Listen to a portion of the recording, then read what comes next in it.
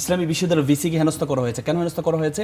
কারণ 21শে ফেব্রুয়ারি যে দোয়া অনুষ্ঠান, সেই দোয়া অনুষ্ঠানে শহীদ জিয়াউর রহমানের নাম নেওয়া হয়নি, এই জন্য তাকে হেনস্থা করা হয়েছে। আপনি যখন গ্রহণ করবেন সেটা মিষ্ট, আপনার বিপরীত পক্ষে গেলে এটা দুষ্ট হয়ে যাবে। শুনতে পারেন চাঁদাবাজি হচ্ছে, এরকম উদাহরণগুলো পান কিনা?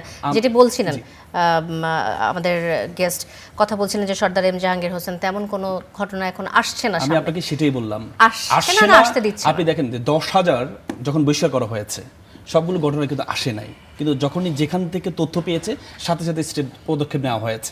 কিন্তু পরবর্তীতে ক্ষমতা আসার পরে এই বিষয়গুলো অনেক কিছু মানে মানে আসার সুযোগ হচ্ছে না, এবং যেটা আসছে সেটাকে ধাপাচাপা দেওয়ার চেষ্টা হচ্ছে। এবং কি আপনি দেখেন এই যে সাইমন রেজা, সে তো সদস্য ছিল, তথ্য প্রযুক্তির বিভাগের সদস্য ছিল, তার বিরুদ্ধে কোনো পদক্ষেপ নেওয়া হয়েছে, তাকে বহিষ্কার করা হয়েছে বা কোনো কিছু আমরা দেখি নাই। আপনি সব জায়গায় আপনি যে অনেকগুলো মব, যেমন আপনি দেখেন এই যে বাংলাদেশ ব্যাংকের গভর্নরকে সরানো হয়েছে একটা মব তৈরি করে, সেখানে যে মব তৈরি করেছে, যারা তৈরি করেছে তাদেরকে কিন্তু আমরা আইনের আওতায় নিয়ে আসছি বা তাদেরকে কোনো এর মধ্যে নিয়ে আসছি। আপনি বিভিন্ন জায়গায়, আপনি ক্ষমতা আসার পর বিভিন্ন জায়গায় আপনি বলেছেন, আমাদের স্বরাষ্ট্রমন্ত্রী বলেছেন তিনি মবকে কোরবানি করেছেন, কিন্তু আমরা বিভিন্ন জায়গায় ইসলামী বিশ্ববিদ্যালয়ে দেখেছি ইসলামী বিশ্ববিদ্যালয়ের ভিসিকে হেনস্থা করা হয়েছে। কেন হেনস্থা করা হয়েছে? কারণ 21শে ফেব্রুয়ারি যে দোয়া অনুষ্ঠান, সেই দোয়া অনুষ্ঠানে শহীদ জিয়াউর রহমানের নাম নেওয়া হয়নি, এই জন্য তাকে হেনস্থা করা হয়েছে। কিন্তু সেই বিষয়ে কি আমরা কোনো পদক্ষেপ দেখেছি?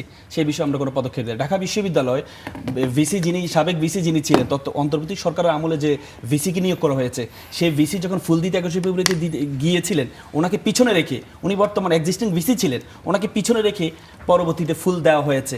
এই যে একটা মব তৈরি করা হয়েছে বিভিন্ন জায়গায়, সেখানে কিন্তু আমরা কোনো কিছুই দেখি না। তার মানে আমরা দেখেন আমাদের সমস্যা হচ্ছে কি, আমি আপনাকে শুরুতে বলেছি যে আমরা ক্ষমতা আসার আগে একরকম, ক্ষমতা যাওয়ার পর আমরা ভিন্ন রকম। আপনি দেখেন এই যে প্রশাসক নিয়োগের বিষয়ে যখন অন্তর্বর্তীকালীন সরকার আমাদের সংবিধানের বাইরে গিয়ে, আপনি জানেন আমাদের সংবিধান আর্টিকেল 59 বলা আছে যে সিটি কর্পোরেশনের যে ইলেকশনগুলো হয় সেখানে মেয়র মাস্ট বি ইলেক্টেড হইতে হবে। যখন অন্তর্বর্তীকালীন সরকার যখন প্রশাসক নিয়োগ করছিলেন, তখন বিএনপি থেকে সবচেয়ে প্রথম বিরোধিতা করা হয়েছে যে প্রশাসক নিয়োগ করা যাবে না। কিন্তু পরবর্তীতে আমরা ক্ষমতা আসার পর কি দেখেছি, সবচেয়ে বেশি এই যে প্রশাসক যেটা অসাংবিধানিক ছিল সেটাকে সাংবিধানিকরণ করেছেন ওনারা।